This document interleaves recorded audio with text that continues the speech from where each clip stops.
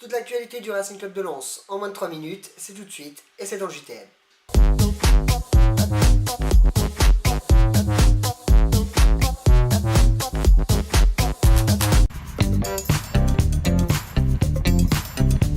Se dirige-t-on vers un forfait de Rudy Rioux pour le match face à Toulouse? L'incertitude règne en tout cas sur le sort du portier sang et or qui souffre toujours des adducteurs. Pour le remplacer, Antoine Comboiré avait appelé Paulo Henrique De Pino. A noter que Taylor Moore a également été appelé en renfort lors de l'entraînement de ce jour, qui a vu les joueurs artésiens s'affronter lors d'une opposition. Gervais Martel est aujourd'hui à Bakou, en Azerbaïdjan, pour trouver une solution concernant les problèmes financiers du Racing Club de Lens. Pour rappel, le club sang et or attend toujours le virement de 2,5 millions d'euros pour lever l'interdiction de recrutement. Lors de ce voyage, une rencontre entre le président lensois et Afis Mamadov serait prévue.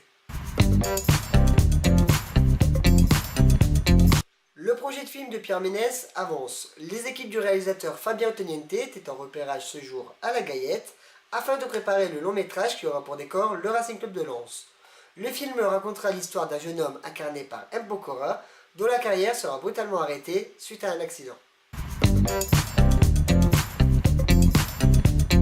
Hier, l'émission de Canal+ Sport J+1 dévoilait une image assez insolite qui s'est déroulée lors de Lens PSG.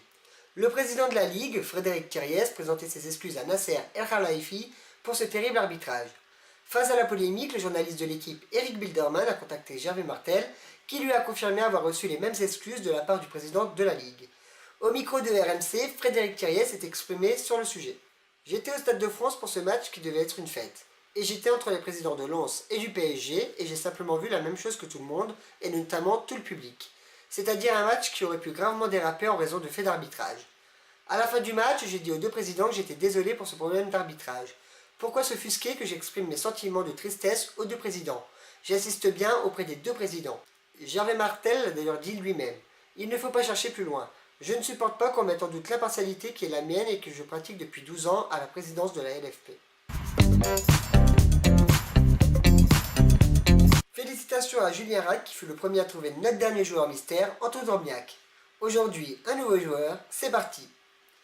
Si vous avez trouvé le joueur mystère, c'est très simple, jouez sur notre page Facebook le JTL Lensois, sur notre compte Twitter @le JTL ou via les commentaires YouTube. Merci d'avoir suivi cette nouvelle édition du JTL en partenariat avec Lensois.com. Nous, on se retrouve dès demain. Allez Lens!